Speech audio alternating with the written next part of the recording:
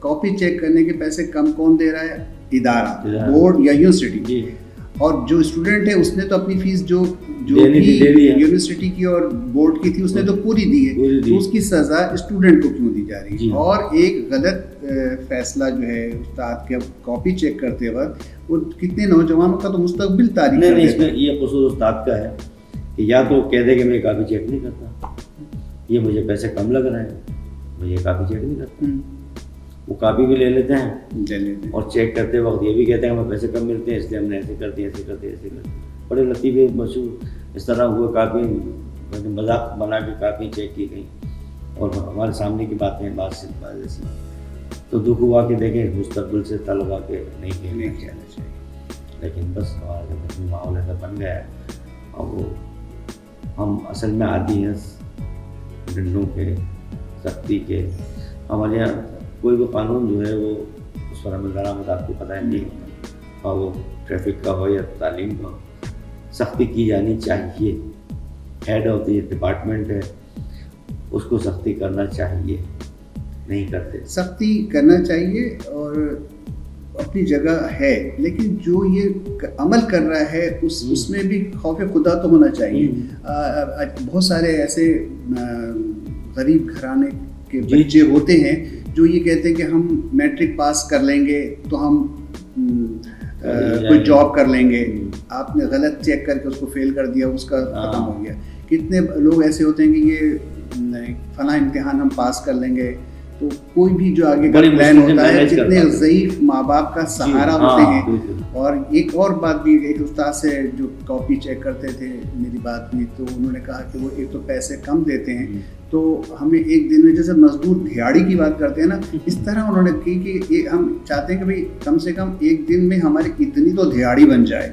تو وہ دہاڑی بنانے کے لیے وہ اتنی گنتی پوری کرنے کے لیے کرتے. اور میں خود ایک میرے جاننے والے ہیں، انہوں نے امتحان دیا اور خود اچھے اسٹوڈنٹ تھے، ان کو استاد بھی کہتے تھے کہ یہ بہت وہ ہے، اور وہ فیل ہوئے. ہم نے اچھا ایک اور طریقہ کار ہے کہ اگر آپ کاپی چیک کرنے کے لیے جو فیس کے ساتھ دیتے ہیں تو وہ کبھی بھی چیک نہیں کرتے، وہ اسی کا جواب دیتے ہیں کہ ہم چیک کیا. اچھا ٹوٹل چیک کرتے ہیں.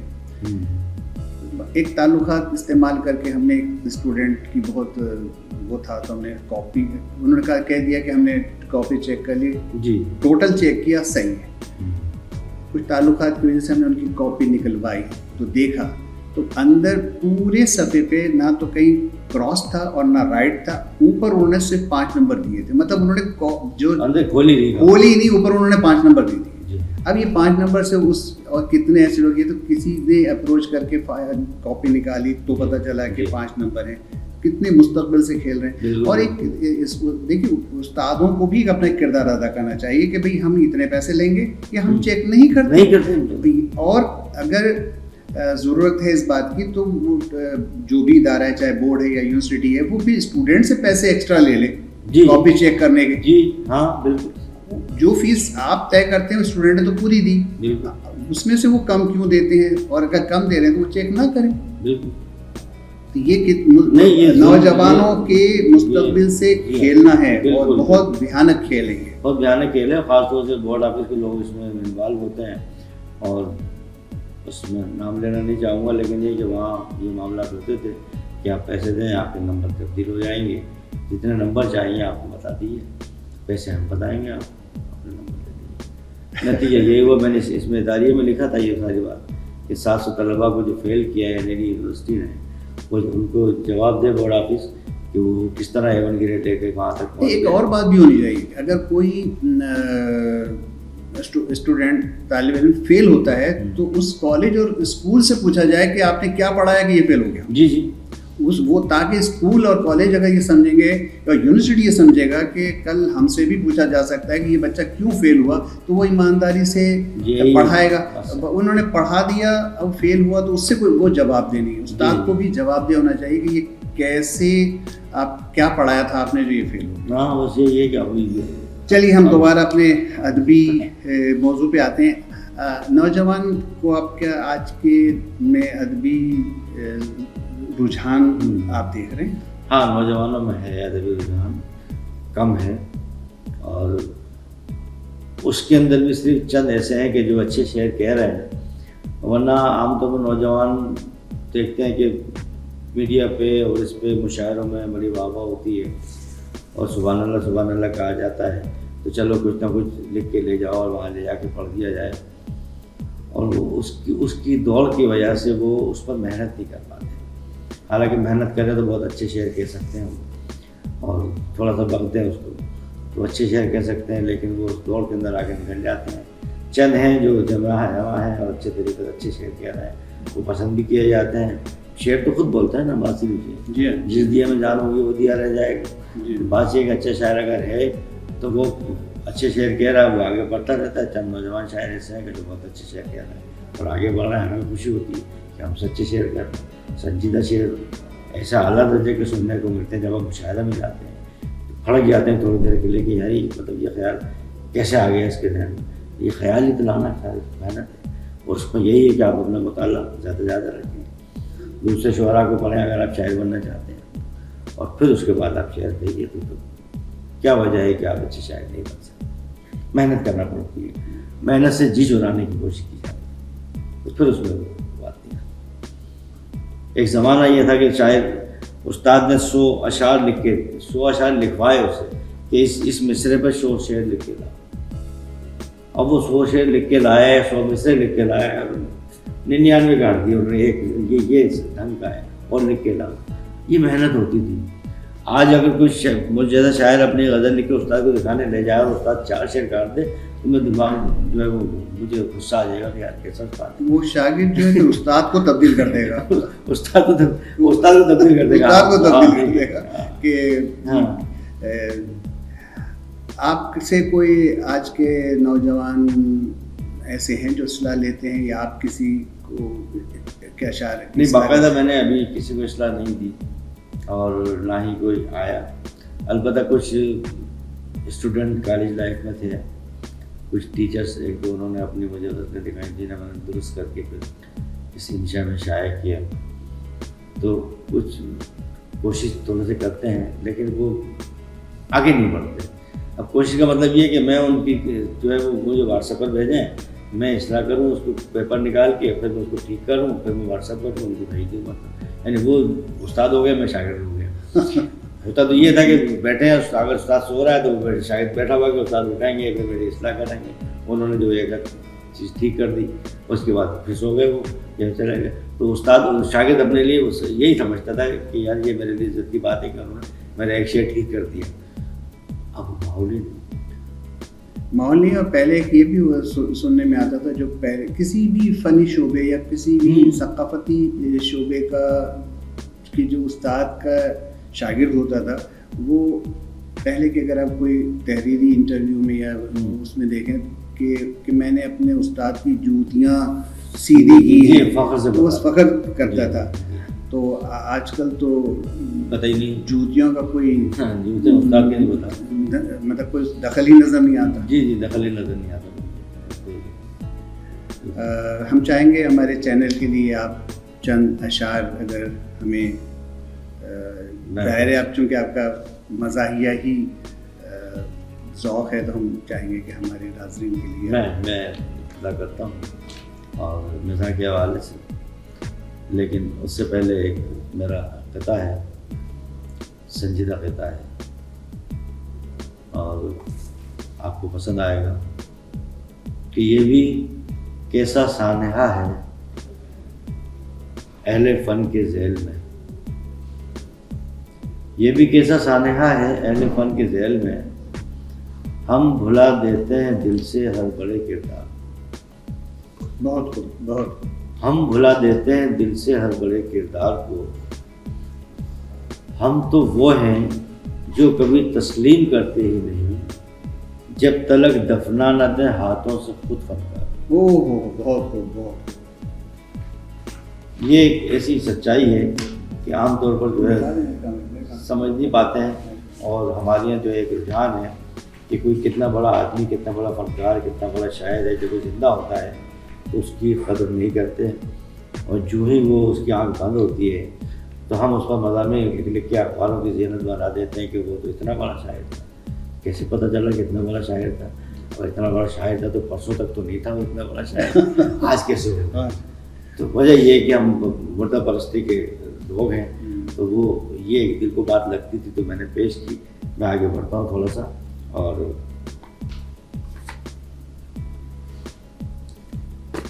چند قطار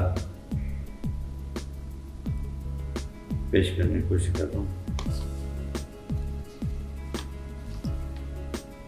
اور ایک رسمی جملہ جو ہے، بلکہ رسمی کیا بلکہ باضابطہ ہی کہا جاتا ہے، کسی بھی فنکار یا کسی بھی قداور شخصیت کے انتقال کے بعد ایک مخصوص قسم کے 2-3 جملے ہیں کہ یہ ان کی دنیا کے جانے کے بعد جو خلا وہ کبھی پور نہیں ہو سکتا. جی ہاں. اور تب جب اگر آپ کو پتا تھا کہ ان کے جانے کے بعد خلا آنے والا ہے تو پہلے آپ نے اس خلا کو بولنے کی کوشش کیوں نہیں کی. جی ہاں. اور دوسرا کہ ایسا فنکار اب صدیوں میں پیدا ہوگا، تو بھائی ایسا فنکار جو صدیوں میں پیدا ہو سکنا ہے، جسے اگر آپ کس دور میں ہیں تو آپ نے اس کی وہ قدر کیوں نہیں کی. تو یہ چند ایسے جملے ہیں جیسا کہ وہ وہ رسمی جیسے یہ محاورے ہیں کہ 5 انگلیاں برابر نہیں ہوتی، جہاں کہیں کس کوئی ایسا بائے گا کہیں گے 5 انگلی، یا جتنا گڑ ڈالو اتنا میٹھا ہوگا. جس طرح یہ 90 تلے جملے ہیں، اسی طرح قداور شخصیات فنکار کے جانے کے بعد میں بھی یہی ایک مخصوص جملے سننے ملتے ہیں. بڑے بڑے شاعر اب بھی موجود ہیں، گوشے گمنام میں بیٹھے ہیں، ہم ان کی قدر نہیں کرتے ہیں. ان میں بہت ساری خوبیاں ہیں. میں نے آپ کو بتایا کہ وہ ایسے شاعر بھی ہیں کہ اپنا مجموعہ کلام نہیں لا سکتے، ان کے بعد ان کی سکت ہی نہیں ہے، لیکن شاعر ہیں.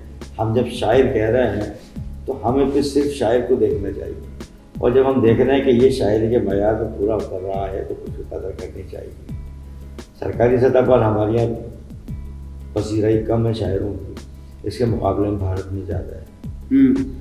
ادب کی بھی بہت خدمت وہاں ہو رہی ہے، اردو ادب کی بات کریں جی یہاں کے مقابلے میں وہاں بہت زیادہ ہوتی ہے. تو جب ہمارے یہاں یہ کرائٹیریا بن جائے گا تو وہ شاعر اپنا شوق پورا کرتا رہے گا، اپنی جو ہے کیتھارسس کرتا رہے گا، شعر کہتا رہے گا اور بیٹھا رہے گا. گوشے کو بلائے بھی ان کو جاتا ہے کہ جو کروکر والے ہوتے ہیں یا بہت زیادہ کوئی امداد دیتے ہیں مشاعرے والے منتظمین کو، تو وہ اس کو بلا لیا جاتا ہے. اور جو شاعر ہے جو بیچارہ چل کے بھی نہیں آ سکتا بار کا، اس کو بتا دے یار اس کو تو رہنے دو، گھر پر بیٹھے رہو. تو یہ بالکل معیار ہمارے تبدیل ہو گئے ہیں، اور تعلیم کے حوالے سے بھی اور ادب کے حوالے سے بھی وہ جو چیزیں ہمیں باعث فخر تھے نا ہمارے لیے، ان کو ہم نے نظر انداز کر دیا. ہمارے معیار تبدیل ہو گئے، کرائٹیریا یا ہمارے پرائرٹیز ہماری سب تبدیل ہو گئی. یہ بڑا افسوس کا مقام ہے. کب ٹھیک ہوں گی یہ الگ جانے. کہ بڑی مشکل سے یہ ڈاکہ ہے ڈالا میں نے اور تم نے، بڑی مشکل سے یہ ڈاکہ ہے ڈالا میں نے اور تم نے، چلو اب پہلے جو ہوتے پھر وہی بن جائیں ہم دونوں. یہ آدھا مال تم رکھو، یہ آدھا مال ہم رکھو، چلو ایک بار پھر سے اجنبی بن جائیں. چلو ایک بار پھر سے اجنبی بن جائیں ہم دونوں. ایک طنزیہ کہتا ہے طوطا چشمی کہ ایک دانا نے ایک دانا سے، ایک دانا نے ایک دانا سے 2 جملے بولے رسمی سے. ابھی رسمی کی بات ہو رہی ہے. 2 جملے بولے رسمی سے، طوطے بھی ہیں پریشان اب تو انسان کی انسان چشمی سے. واہ واہ. طوطے بھی ہیں پریشان اب تو انسان کی انسان چشمی سے. کیوں انسان طوطا چشمی میں اس کو مات دیتی ہے. اب طوطا شرمندہ ہے. اسی طرح ایک یہ میری اپنی ذاتی رائے ہے، میں سامعین سے مخاطب ہوں، خاص طور سے خواتین سے. وہ جو برقع پہنتی ہیں نا اس میں تتلی بنی ہوتی بڑی بڑی، تو برقع تو ایک ایسی چیز ہے کہ آپ کو ڈھانپنا پڑتا ہے، لیکن وہ فیشن میں جب چیز آ جاتی ہے تو جا بجا پھولوں کی ہیں دیکھو کشیدہ کاریاں، جا بجا پھولوں کی ہیں دیکھو کشیدہ کاریاں، اب نظر ٹھہرے نہ ٹھہرے دل تو ہاتھوں سے گیا. اب نظر ٹھہرے نہ ٹھہرے دل تو ہاتھوں سے گیا، اس نے پہنا ہے عبایا تتلیوں سے ہے سجا، اس نے پہنا ہے عبایا تتلیوں سے ہے سجا، شیخ کی مانند ابا اس شوق کے سر پر کھلا۔ یہ ایک چھوٹا سا پتا تھا۔ اور ایک اور ہے کہ سنگ باری کی سزا کا تو سزاوار نہیں، سنگ باری کی سزا کا تو سزاوار نہیں تھی، تکلیف تو مت دو میرے مستانے کو۔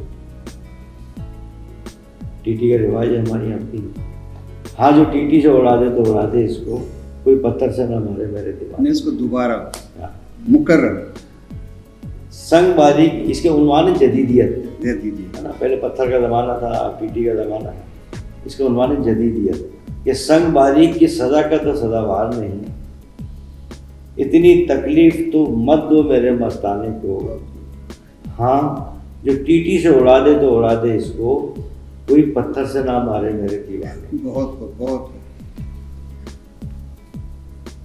ایک تازہ